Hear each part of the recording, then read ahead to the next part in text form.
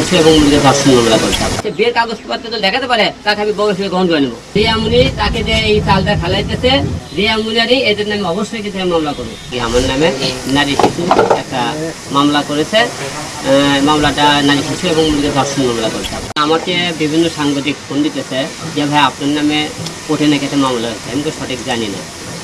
আমি আজকে সকালে মনে করেন কোর্টে যাই, আমি মামলার একটা নথি উঠাইলাম, দেখি আমার নামে নারী শিশু একটা মামলা করেছে, মামলাটা নারী শিশু এবং মূল্যের ধর্ষণ মামলা করতে হবে। দেখি তা আমার প্রশ্ন, যে ব্যক্তিটা আপনারা মামলা করেছে সেই ব্যক্তির কিছু কল রেকর্ড আপনারা সাংবাদিক ভাইরা সবাই নিয়ে যাবেন। আসলে আমি তো মিডিয়ার লোকই না, তাকে 15 লাখ টাকা সে তো মনে করেন বাসা ভাড়া দিতে পারে না। ঢাকা শহরে তখন বাসা নাই, তখন তো টাকার অবশ্যই আমার বাসায় আছে ভাড়া থাকতে, সে 15 লাখ টাকা সে পাবে কোথা থেকে?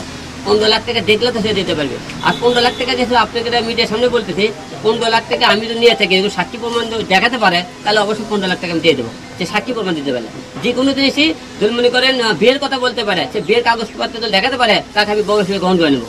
সে তো মনে করেন যে সমস্ত কথাবার্তা বলতেছে, সে যদি প্রমাণ দিতে পারে আমি আপনাদের মধ্যে কথা বলতেছি, আমি সব কথা আপনাকে আইন আদালতে যে শাস্তি হবে মাঠে পাতে নেবো।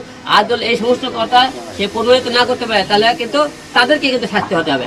মনে মনে করে ধর্ষণ মামলা তো সোজা নাই, ধর্ষণ মামলা সরকার নিয়ম করতে, কেউ তো মুখে ধর্ষণ করে, ছেলেটা যত অপরাধী, মেয়েরও ততটা অপরাধী। এখন দুইজনের মনে করে খালি মামলা করলে না, মামলা তো অনেকে ধারা জানেন না। রিয়ামুনি তাকে যে এই চালটা খেলাইতেছে এবং সে মানুষের কথা উল্লেখ চলতেছে, আমার কথা আইন চাই সাক্ষী প্রমাণ। আপনি তাদেরকে বলবেন তার সাথে আমার যদি বিয়ে হয়েছে, বিয়ের কাগজ দেখাবে এবং তার যদি বাচ্চা পেটে থাকে, সে 1.5 মাস আগে বাচ্চা পেটে এসেছিল, সে বাচ্চা আমার মেয়ের কথা অনুযায়ী সে নষ্ট করেছে, আমাকে সে বলেনি, আমি জানিও না। তার সাথে যে আমার শারীরিক কোনো সম্পর্ক থাকে সেই প্রমাণ আপনাকে দেখায়, কারণ ওই মেয়ে সম্পূর্ণ আপনাদের আমাকে হ্যারাসমেন্ট করার জন্য এমন এই খেলা খেলতেছে। এই যে আর আমার সম্মান মান কয়েন করে হয়রানি করার চেষ্টা করতেছে, অবশ্যই এদের বিরুদ্ধে একটা মানহানি মামলা অবশ্যই করবো। এরা যদি তথ্য প্রমাণ করতে না পারে, রিয়ামুনিরই এদের নামে অবশ্যই কিন্তু মামলা করবো।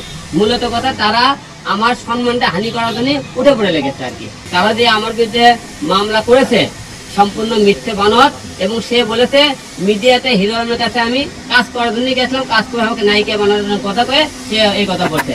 আপনি ভালো করে খবর নেবেন, ওই মিডিয়ার কোনো ব্যক্তি না। তার মনে করে স্বামী আছে, তার স্বামীর নাম চমন, 2টা ছেলে সন্তান আছে ওই মেয়েটা, যে মেয়ে আমার সাথে বিয়ের কথা বলতেছে।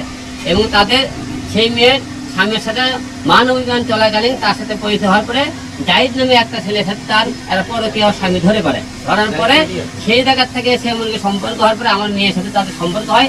আমার পরে ঢাকা শহরে থাকার জায়গা হয় না, তখন আমার মেয়ের সাথে আমার বাবা ভালোবাসা আমাদের বাসায় তাকে 2 মাস রাখে।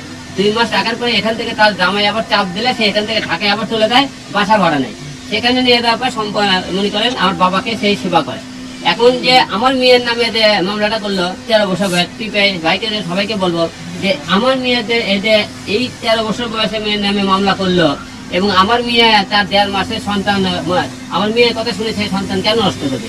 এই সমস্ত এবং আমার যে সমস্ত লোকজন আছে, ছেলে মেয়ে এবং আমার বোনকে, তার বউকে, সবাইকে আসামি করতে। আমার কথা তুমি হলে এখানে এতগুলো লোক আসামি করলে, এরা কি কোনো টাকা ছিল? তুমি বিয়ের কথা বলে তোমার বিয়ের কোনো সাক্ষী প্রমাণ আছে? তাহলে কেন তারা আমার এই সম্মান হানি করতেছে? আর সম্পূর্ণ একটা শ্রেণীর লোক আগে থেকে হিরো হ্যারাসমেন্ট করা